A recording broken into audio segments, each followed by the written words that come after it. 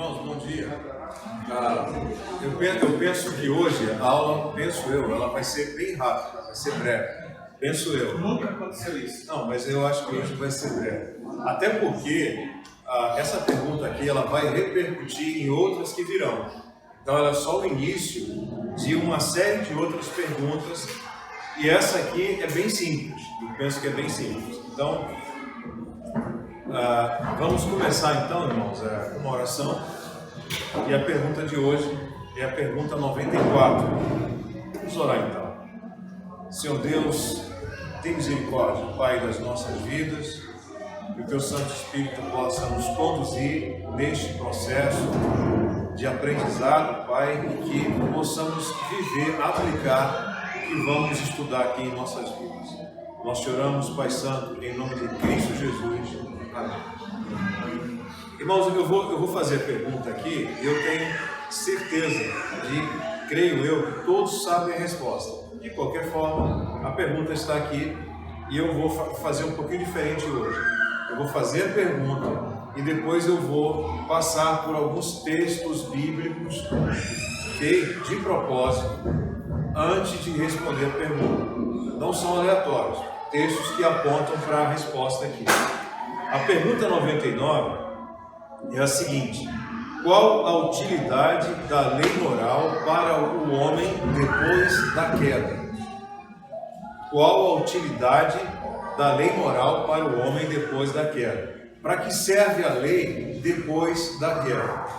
Há alguns conceitos aqui que aparecem, só para a gente relembrar aqui. Deixa eu só pegar aqui um conceito aqui.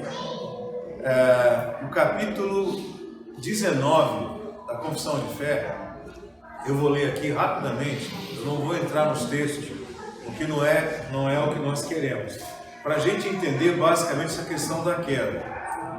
Deus deu a Adão uma lei como um pacto de obras. Por este pacto, Deus o obrigou quem? A Adão, bem como toda a sua posteridade, a sua descendência, a uma obediência pessoal inteira, toda ela, exata e perpétua. Prometeu-lhe a vida sob a condição de cumprir com a lei e o ameaçou com a morte no caso de violá-la. Então Deus apresentou para Adão o que ele deveria fazer, de que forma ele deveria conduzir a sua vida, e caso houvesse uma desobediência, a consequência disso seria a morte. E continuando aqui, e dotou Adão com poder e capacidade de guardá-lo. Ok. E o que acontece? Adão vai e desobedece a Deus. Ele toma a decisão de ser independente de Deus. Aí é a queda. E o que ocorre? A partir daí, toda a posteridade, toda a descendência de Adão, ela carrega também essa natureza em função da queda de Adão. Então, qual a utilidade da lei moral para o homem depois da queda, depois que isso aconteceu? Lembrando que a lei moral, como nós conhecemos, é o decálogo, os 10 mandamentos. Tem a lei cerimonial, que aponta para Cristo, lembrando lá de toda aquela de Levítico, que dá aqueles detalhes todos, e a lei moral. A lei moral não é uma lei do ponto de vista das outras culturas da época em que Israel vivia, não era tão diferente de outros povos. O Código de Hammurabi, ele, de uma certa forma, ele aponta vários itens do decálogo, só que há uma diferença enorme. Se algum irmão tiver a curiosidade de ler o Código de Hammurabi, ele fala no Deus dele, no começo e no fim, no miolo, nada disso.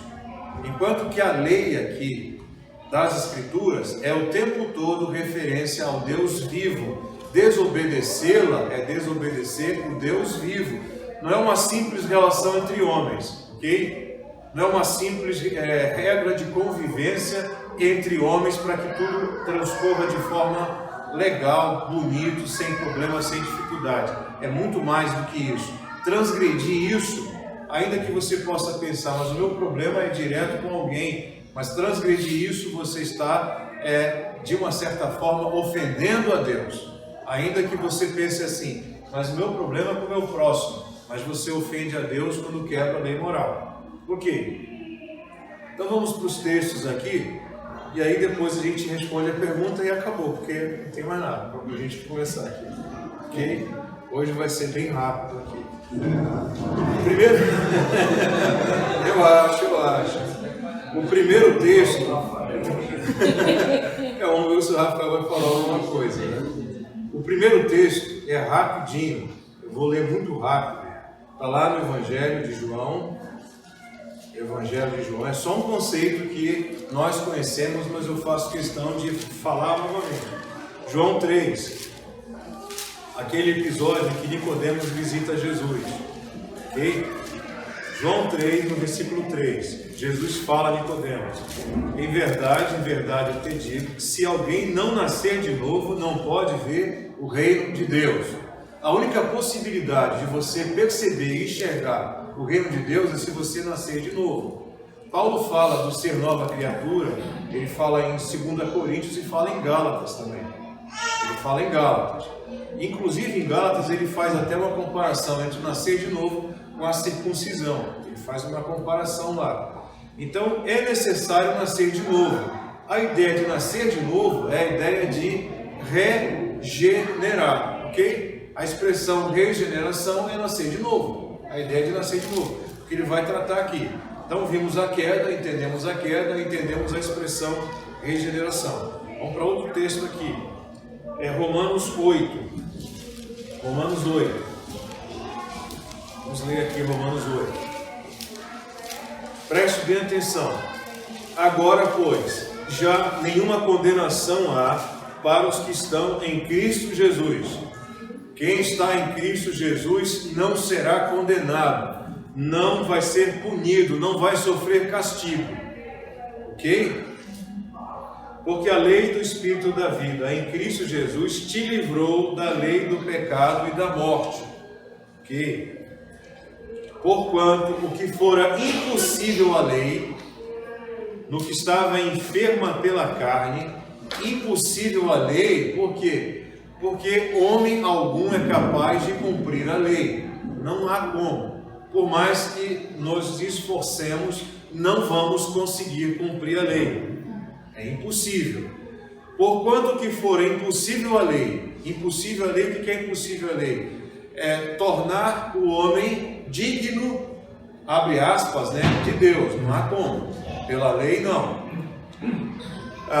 Isso fez Deus. Desde o começo, porquanto que for impossível a lei, no que estava enferma pela carne, isso fez Deus enviando o seu próprio Filho em semelhança de carne pecaminosa e no tocante ao pecado, e com efeito condenou Deus na carne o pecado, a fim de que o preceito da lei se cumprisse em nós, que não andamos segundo a carne, mas segundo o Espírito. Aqueles que nasceram de novo não andam segundo a carne, mas são conduzidos pelo Espírito de Deus nessa vida. Aí ele continua, mas eu vou até aqui. Vamos ver um outro texto aqui, a gente vê mais adiante. Aí vamos ver Gálatas aqui. Gálatas 2. O apóstolo Paulo, ele repreende, no contexto, ele repreende a Pedro por aquela questão entre judeus e não judeus. Mas o que interessa para a gente é o 2,16. Sabendo, contudo, que o homem não é justificado por obras da lei. Nós vimos lá em Romanos que é impossível a lei justificar o homem. Paulo aqui confirma novamente. E sim, mediante a fé em Cristo Jesus.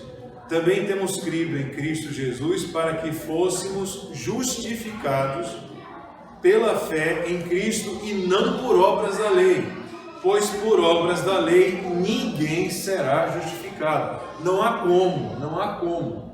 Eu vou tentar, não vou conseguir. Não há como pelas obras da lei alguém ser justificado. A justificação é em Cristo. Ponto. Vamos lá. No capítulo 3, vamos ver o capítulo 3 ainda de Gálatas. A partir do versículo 6, ele fala de Abraão. É o caso de Abraão que creu em Deus, isso lhe foi imputado para a justiça. Nesse contexto aqui, vamos olhar só o vamos começar do 15, 3,15. Irmãos, falo como homem, ainda que uma aliança seja meramente humana, uma vez ratificada, ninguém a revoga ou lhe acrescenta alguma coisa. Ora, as promessas foram feitas a Abraão e ao seu descendente. Não diz, e aos descendentes, como se falam de muitos, porém como de um só, e ao teu descendente, que é Cristo. A aliança, a promessa é Cristo. E digo isso, uma aliança já anteriormente confirmada por Deus, a lei, que veio 430 anos depois, olha só, a aliança feita lá atrás, 430 anos depois veio a lei, não a pode abrogar. É um termo, salvo engano, me corrijam se eu estiver equivocado, é um termo meio jurídico, cancelar.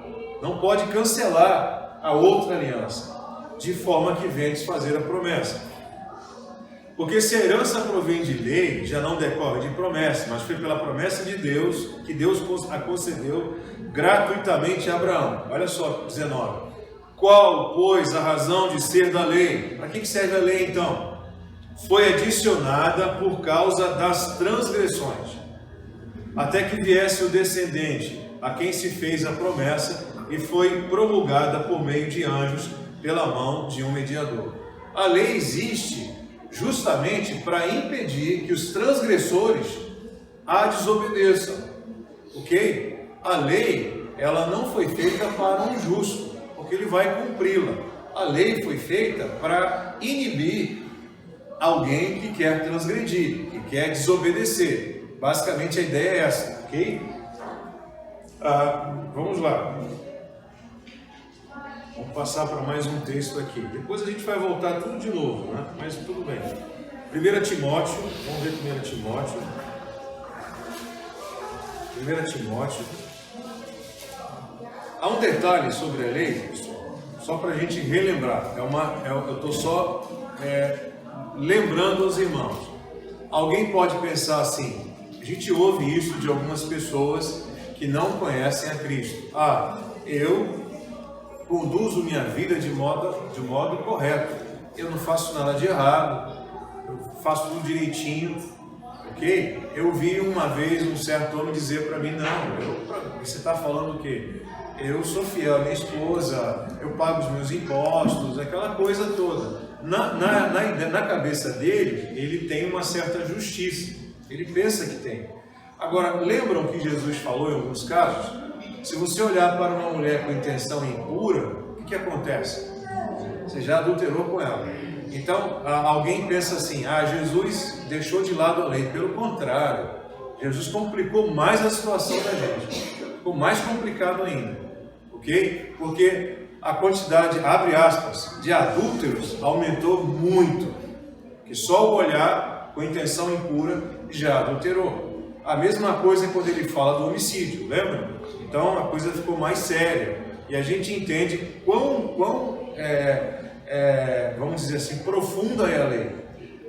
1 Timóteo 1,8 diz aqui: sabemos, porém, que a lei é boa, se alguém dela se utiliza de modo legítimo, tendo em vista que não se promulga a lei para quem é justo, mas para transgressores e rebeldes, irreverentes e pecadores, ímpios e profanos, parricidas, matricidas, homicidas, impuros, sodomitas, raptores de homens, mentirosos, perjuros e para tudo quanto se opõe à sã doutrina, segundo o Evangelho da Glória, do qual fui encarregado. A lei é boa, porque muita gente usa a seguinte expressão: você é legalista, você quer viver pela lei. A lei é boa, a lei é boa. A gente tem que entender o seguinte: nós que estamos em Cristo, somos libertos do castigo que a lei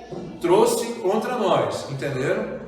Libertos, mas ela continua sendo o padrão, a referência de Deus, e temos sim que buscar a lei, buscar cumprir a lei, entenderam? Entendendo que essa busca ela não vai nos justificar, ok? E fazer essa busca na dependência do Espírito para agradar o nosso Deus. Então agora ficou fácil. Agora a gente pode passar por pergunta e já vai acabar.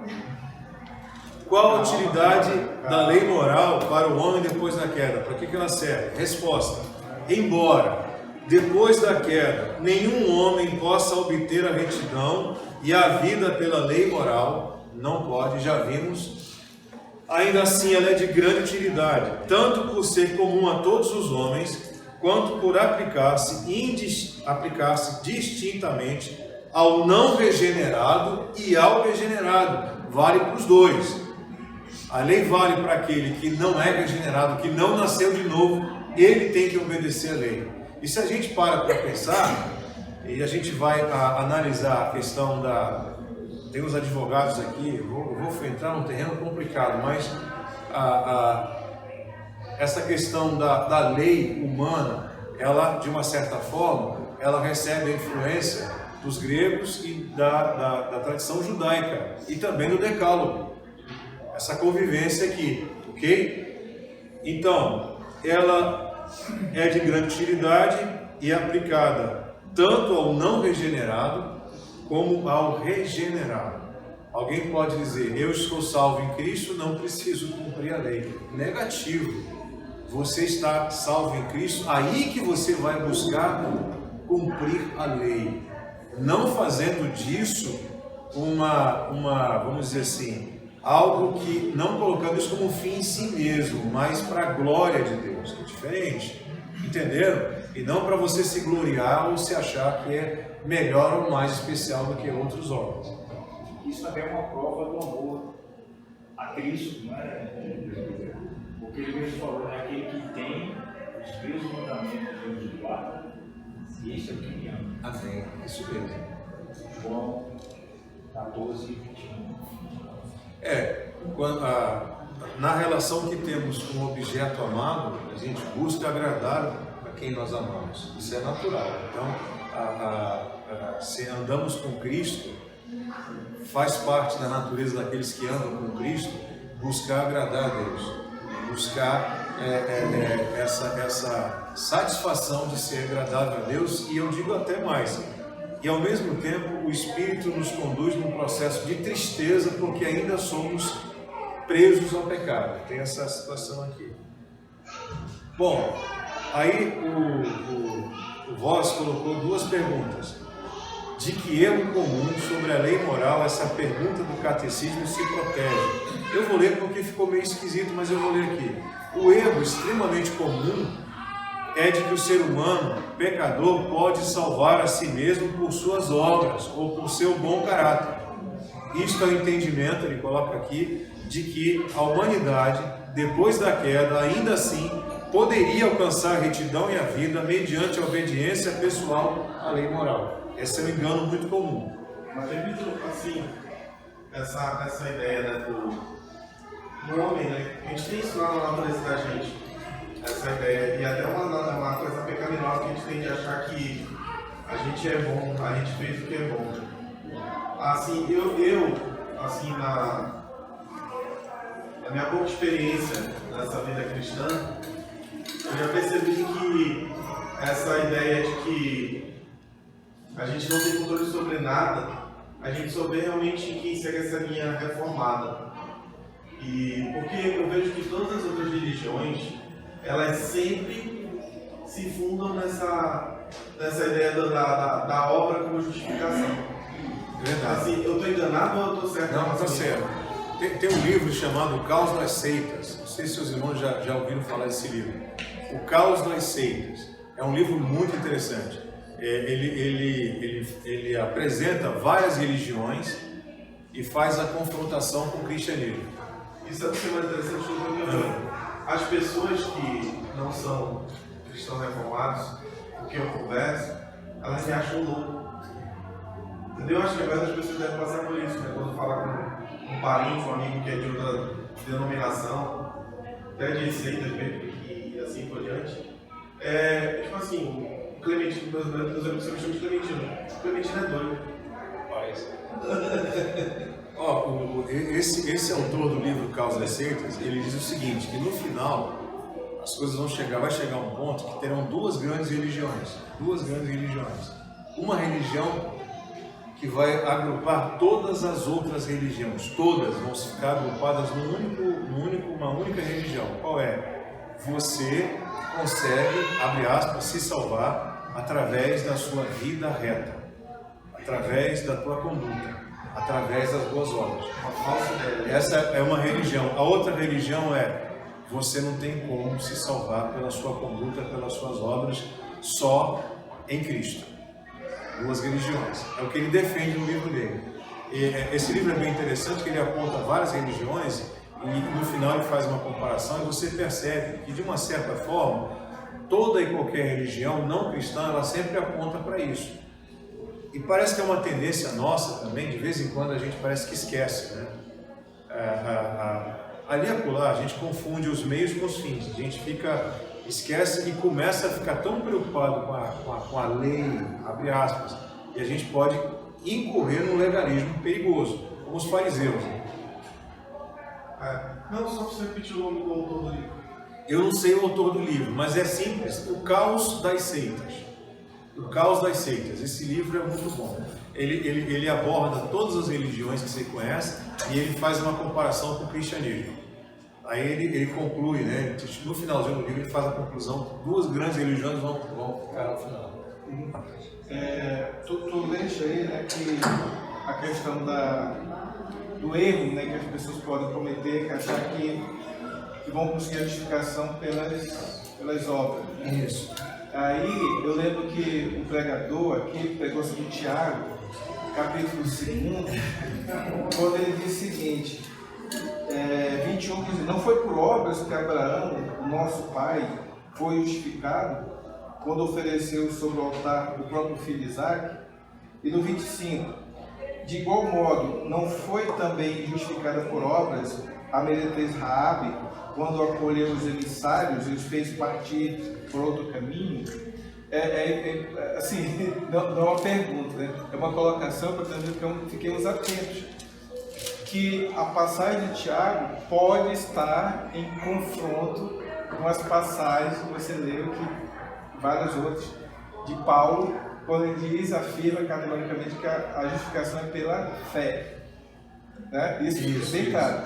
Mas eu lembro que o pregador falou o seguinte aí, que essa questão de tanto Abraão como Raabe, eles foram, aqui ele usou para justificação por obras, mas no sentido de que já tinham sido antes justificados pela fé. E agora vinha as obras como uma testificação da fé em Deus. E essa testificação aqui das obras era mais destinada para testemunhar de Deus, né, para os homens. Era uma forma que o Abraão teve e que Raabe teve de testemunhar, mas para os homens, porque para Deus a justificação já tinha sido feita pela fé. É só para a gente, né, saber desses detalhes. Né? O que o Barreto falou é importante, porque a gente há indícios, né, indicações de alguns autores da época de que Lutero teve dificuldade com Tiago. E depois que ele entendeu, segundo a visão do Barreto, perfeito. Né? Então, a visão do pregador. Mas ele teve alguma dificuldade. Aí vai falar. Sim, não é porque esse conceito de boas obras, que geralmente todos nós carregamos, isso é algo que realmente o Senhor vai tratando nesse processo de regeneração. E o próprio Senhor disse que Ele não veio chamar os santos, né? Ele veio chamar os pecadores. Isso. E quando nós não reconhecemos que somos doentes mesmo, essa salvação ela não ocorre, né? Como aconteceu no caso de Nicodemo, né? Que cumpria toda a lei. E é preciso a regeneração proveniente da própria graça de Deus e misericórdia. É verdade. O Senhor diz algo, a gente está acostumado, porque já faz parte da nossa cultura, usar a expressão fariseu com sentido pejorativo, mas não era esse o sentido à época. À época, o povo olhava para eles como homens piedosos. E Jesus chega a dizer que na frente deles iriam entrar no céu as prostitutas, as meretrizes, os publicanos. Então isso era vergonhoso, eles ouvirem isso. Mas qual é o detalhe? O detalhe é porque eles se colocavam numa posição de justos. E nós não somos. Por mais que a gente se esforce, Lembram daquela oração? Como que vai, não ousa levantar os olhos, ó Deus, ser propício a mim, eu que sou um miserável pecador. O que o outro diz? Obrigado que eu não sou como ele. É brincadeira, né? Então a gente pode muitas vezes achar que somos melhores do que outros e não somos. Não somos. É isso mesmo. Eu fiz um comentário que no meio calvinista mesmo, o pessoal que radicaliza vai também para o outro lado, né? Ele já praticamente, já estou salvo, ele pega esse tipo como salvo-conduto às vezes. Esse aí é outro perigo. É outro perigo. É um perigo muito complicado. Mas Paulo também alerta disso. Paulo também faz esse alerta lá em Gálatas. Lembra? Lá no final de Gálatas, eu acho. Vamos ver aqui pra gente. Acho que é Gálatas no finalzinho. Vamos ver?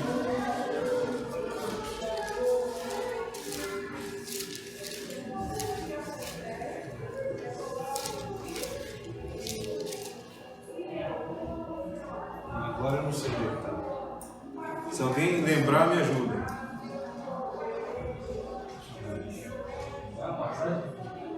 Eu não lembro.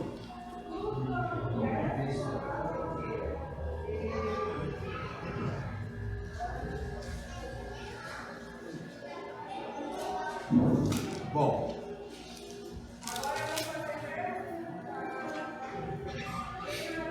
Eu não lembro exatamente onde é que está. Mas assim, irmãos, esse é um erro muito, muito complicado, né? E a gente tem que tomar cuidado com os nossos filhos. Entenderam? É sério. Porque eu vou dar um exemplo aqui. Quando ele fala de olhar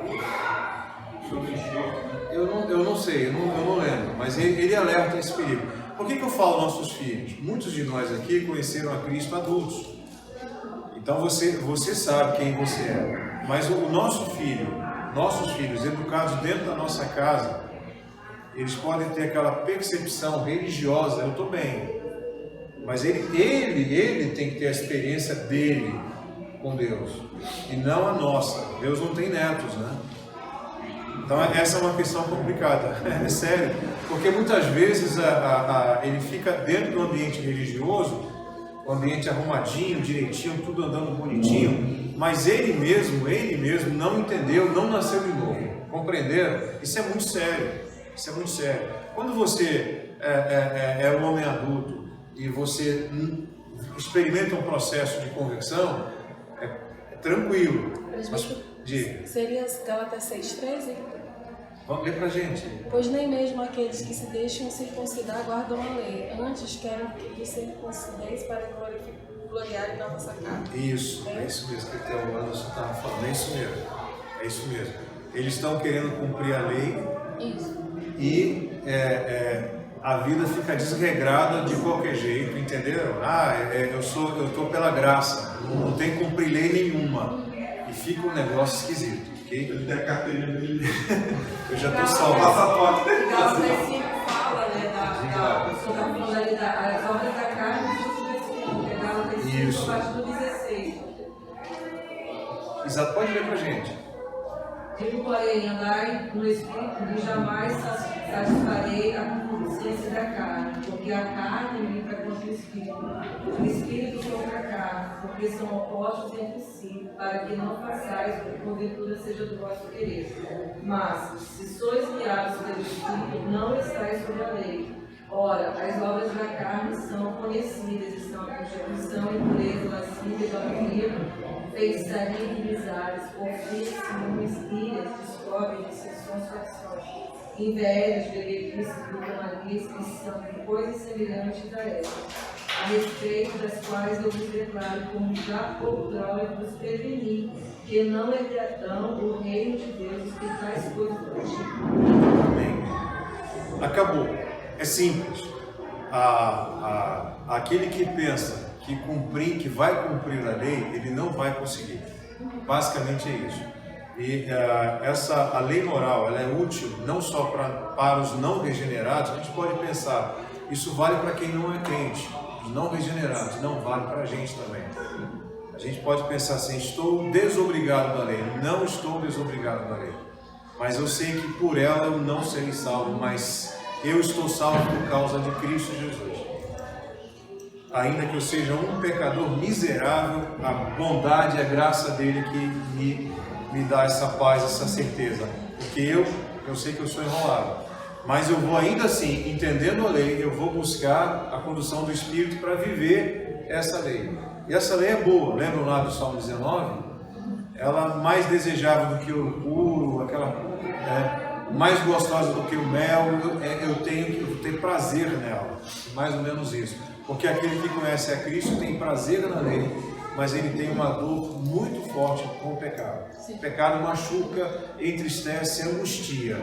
Aí você sabe que você pertence ao Deus vivo. Porque o pecado dilacera você, mas a lei é uma coisa que você ama, que você busca, e busca com prazer algo que faz um bem enorme. Amém? Basicamente é isso. A utilidade da lei, aqui ele diz uma frase bem legal, eu vou ler para vocês aqui, ó, bem legal aqui, que resume mais ou menos o que a gente está vendo aqui. Deixa eu achar aqui. O crente está liberto do castigo da lei, mas não do preceito da lei como padrão do justo viver. Resumiu tudo. Tá? Porque a gente anda por aí, em outros lugares, inclusive, abre aspas, em igrejas, né, que se dizem cristãs e que eles defendem, não, está livre da lei, acabou, você está livre, você não precisa cumprir a lei, você está debaixo da graça, e em função disso, tudo pode, entenderam? Tudo pode. Aí é uma certa permissividade perigosa, ok? A gente tem que buscar viver a lei em santidade. E acabou. Perguntas? O Alan. Eu nem falei, eu ia falar de Kant. O Kant ele fala sobre a lei moral, muito legal, mas eu saí fora para não deixar o Alan escandalizado com filosofia. Diga. A lei moral de alguma utilidade ao homem depois da queda? Essa é a pergunta. Por que os teólogos westminster separaram depois da queda para essa pergunta? Antes da queda existia a lei, e se sim, qual era a função dela para a galera? Quer me encrencar, né? Bom, ele responde aqui, o Voss responde aqui no começo, né? Aqui, ó. A própria confissão de fé responde lá atrás, a gente respondeu aqui, deixa eu buscar o texto aqui. Deus deu, eu li no começo, Deus deu a Adão uma lei como pacto de obras. Por este pacto o obrigou, como toda a sua posteridade, a uma obediência pessoal, inteira, exata e perpétua. Prometeu-lhe a vida sob a condição dele cumprir com a lei, e o ameaçou com a morte no caso de violá-la, e dotou-o com poder e capacidade de guardá-la. Lá com Adão. A outra pergunta é: por que depois da queda? Por que depois da queda continua a lei moral? Porque a lei moral é o padrão de Deus, é o padrão de Deus. A perfeição do Senhor requer a lei moral. Não é para conviver melhor com outros homens, é o padrão do Deus vivo. Satisfez? Tá? Não é. Jesus Cristo cumpriu justamente ele cumpriu a lei. Porque a gente pode pensar que deve ser, não, isso aí é para que eu tenha uma relação saudável com. Não é só isso, não. O ideal, é Deus, é a justiça. Deus é justiça, é verdade, é bondade, é Ele, é para Ele. A lei moral é porque, de uma certa forma, reflete o quão Deus é santo e quão longe nós estamos disso. Diga, mãe. Ainda dentro dessa pergunta do Alan, e adicionando uma coisa também, é que a lei, ela serve para nós, que somos crentes, como um aspecto mais de gratidão pela obra redentora de Deus fez. Então eu sou grato a Deus por aquilo que Ele fez. Mas já para os não regenerados, para os ímpios, já tem um outro, é a mesma coisa, mas com uma utilidade diferente. Para dizer assim, vocês não cumpriram a lei. e por isso vocês são indesculpáveis. Então, aí lá no último dia, quem for eleito, vai estar grato a Deus e tal. Mas aquele que não foi eleito vai estar consciente de que ele merece o castigo eterno. Josué. Eu vou usar o termo acho. Hã? Vou usar o termo eu acho. Que a lei para os que creem são diretrizes espirituais que você consegue caminhar segundo a sua orientação. A lei para quem crê é muito boa. Até quando a gente erra, ela nos dá através de outro, através da própria consciência. Ela não nos condena. Não nos condena. Mas se a gente vai andar num caminho e tem alguma dificuldade, a própria lei deveria. Ela não nos condena, mas ao incrédulo, ela condena. Ela condena. O apóstolo Paulo em Gálatas, eu acho que é o Gálatas 3, em algum lugar, ele diz que a lei serviu de aio. Vocês sabem o que é aio? Aio é uma espécie de tutor.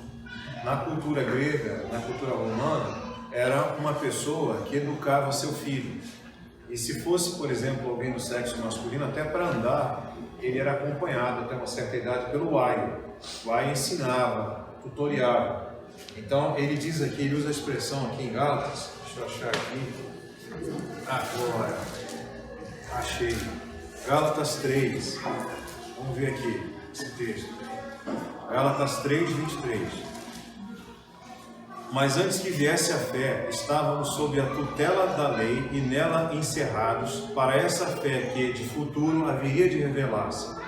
De maneira que a lei nos serviu de aio para nos conduzir a Cristo. Ou seja, ela foi o nosso tutor, a lei que nos conduziu a Cristo. Porque a lei deixou claro que nós somos imperfeitos, indignos e miseráveis. A lei demonstrou isso para a gente. Ok? A fim de que fôssemos justificados por fé. Mas tendo vindo a fé, já não permanecemos subordinados ao aio. Já não estamos subordinados a ele. Pois todos vós sois filhos de Deus mediante a fé em Cristo Jesus. Ele continua. Ok? Ok? Sim. Falar? Não, eu queria falar mais. Hoje, deixa eu só dizer para os irmãos. As outras perguntas, elas vão detalhar mais isso. A 95, qual a utilidade da lei moral para todos os homens? Aí vem bastante coisa. A 96, qual a utilidade particular tem a lei moral para os homens não regenerados? Aí vai detalhar. Aí vem a 97, qual a utilidade particular tem a lei moral para os regenerados? Aí detalha novamente. Então, pergunta 98, onde está? E vai. Essa pergunta aqui, ela vai ser ampliada. A gente agora vimos uma geral, uma ideia razoável, vamos dizer assim, mas ela vai ser detalhada aqui, ok? Acho que é isso, pessoal. Posso ler só uma coisa? Assim? Pode, com certeza. Tem a ver com o Gálatas, paralelo. Nós está em Romanos, também no capítulo 3, 19 e 20. Diz assim, ora, sabemos que tudo que a lei diz aos que vivem na lei, o diz para que se caia toda a boca, e todo mundo seja culpado perante Deus, visto que ninguém será justificado diante dele por obras da lei, em razão de que pela lei veio o pleno conhecimento do pecado. Verdade. A lei deixa claro quão pecadores nós somos. Ok, irmãos? Vem mais ainda, vem mais coisa ainda, vem mais, isso é só o começo. Esse trecho aqui da confissão, ela é sublime para nós e se eu queria pedir para o irmão que pudesse aprofundar isso dentro de um contexto histórico, como foi que isso, como é que esse trecho que fala da lei moral de Deus, ela influenciou nos reformadores da história do mundo, no contexto do estabelecimento das democracias, dos estatutos, das constituições. Por quê? Porque no direito a gente aprende sobre o justnaturalismo, o direito comum law lá da Inglaterra e o positivismo, que já foi uma forma de limitar o direito comum, porque as pessoas faziam o que era certo, porque é certo, sem precisar que o homem escrevesse. E isso é uma herança puritana, é uma herança da reforma.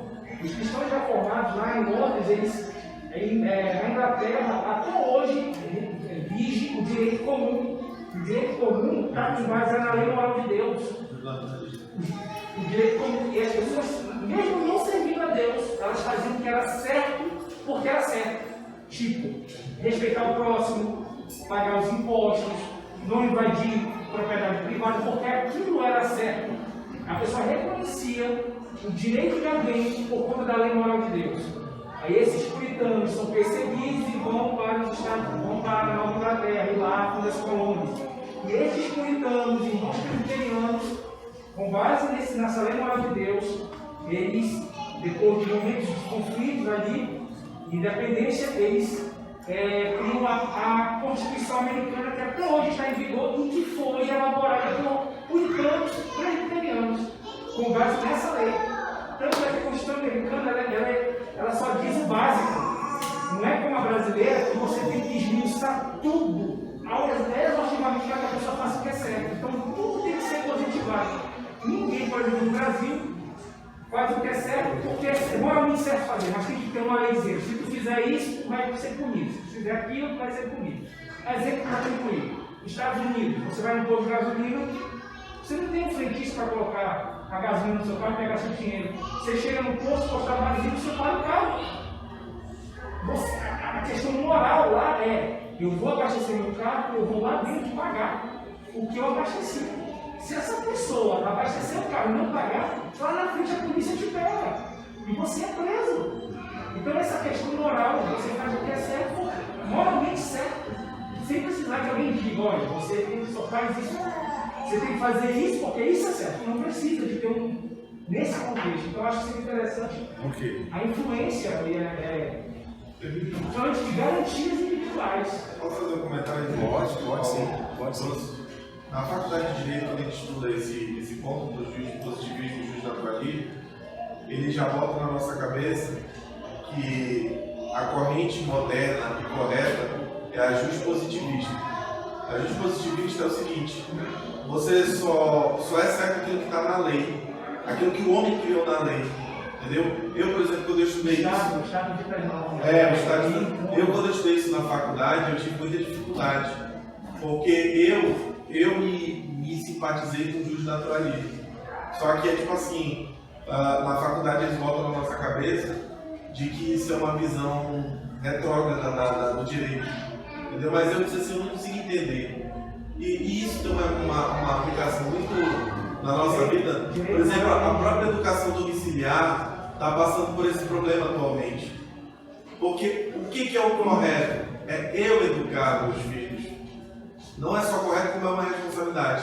Mas o Estado diz que não, você só pode educar se tiver uma lei dizendo que você pode educar. Você está entendendo? Aí isso que ele está falando é interessante, tem uma relação cultural com isso que a gente está começando a estudar agora mesmo. O que a gente percebe, irmãos? Lembra que eu falei do Código de Hammurabi? Se você pega o Código de Hammurabi e vê muita coisa que lá está escrito, e você percebe assim, copiou do Decálogo? Não necessariamente. Entenderam o que eu estou dizendo? Os irmãos conhecem a norma hipotética fundamental, lembra? A norma hipotética fundamental seria alguma coisa não escrita, mas que é a percepção do que é certo e que vai inspirar as constituições dos povos. E a norma hipotética fundamental, ela passa, sim, pela lei moral das escrituras. Ela passa. Por mais que alguém abre aspas, né, que queira desconhecer a Deus, ele vai ter que reconhecer que nas Escrituras é ali que está a norma hipotética fundamental que vai inspirar as constituições. E se os irmãos olharem vários outros códigos que regeram a questão da convivência humana em vários povos, vocês vão ver lá no Decálogo. Vão enxergar lá. É claro que me assusta o que vem pela frente. Na medida em que essa norma hipotética fundamental ela for mexida, abre aspas, né? Aí só Deus sabe o que vai acontecer. Mas já estou fazendo. Não, eu tô aqui. Você vai falar do Kant, o Kant não começou esse negócio todo aí também. Eu sei. Isso começou, com Hans Kelsen vinha tudo bem, aí veio o Konrad Hesse, aí veio os alemães progressistas e estabeleceram o neoconstitucionalismo após a Segunda Guerra Mundial. Aí ela deu abaixo, a gente vê por aí, no Brasil e no mundo. Cada ministro, ele na cabeça dele, ele cria uma regra dele e impõe ao povo. Isso é perigosíssimo, porque não se respeita o texto de lei. Aí esse ministro, que não respeita a Constituição, ele simplesmente julga conforme a ideologia dele, e aquilo se torna um precedente, né? Bem conversando muito com o pastor Pedrinho, é um precedente. Hoje está todo mundo bem, quando entrar no governo tirano, e a gente pega esse precedente e vai dizer, lá atrás, o fulano de tal disse que se não fizer assim, você vai ser preso. Aí esse não é o constitucionalismo, que é perigosíssimo. Mas eu estou falando aqui. Que é a corrente majoritária. A corrente majoritária hoje é a Constituição. E nos Estados Unidos ainda há, graças a Deus, ainda a referência de democracia, ainda existe um tribunal conservador, mas a luta é empurrar a gente progressista para acabar com lei e dizer o seguinte: se você for contra o aborto, você é criminoso. Se você não respeitar o aborto, por exemplo, com as pessoas, é isso que acontece. A ação eleitoral de Deus, do Senhor, ela foi o homem, o Estado se coloca acima do homem, acima de Deus, e ele dita as regras. Ele abafa a liberdade religiosa dizendo... E fora das escrituras. Exatamente. Se diga isso. Só pensou. Isso é para a geração dos nossos filhos. Pode encerrar. Vai encerrar quem tiver um filho. Vai encerrar, tá? Quem tiver filho aqui, vou te dar direito. Quando chegar, vou te dar direito. Vai ouvir a palavra neoconstitucionalismo como uma verdade absoluta. É um perigo. A gente está percebendo essas coisas. Né? Agora, bom, eu ia falar, mas deixa quieto. Falar do Kant, né? Quem cutucou, né? Então, vamos encerrar. Então, essa é só um preâmbulo, é só um começo. Esse assunto ele vai ser mais detalhado. Aí vem as outras perguntas, conforme eu falei aqui. E o que a gente pode entender de tudo isso?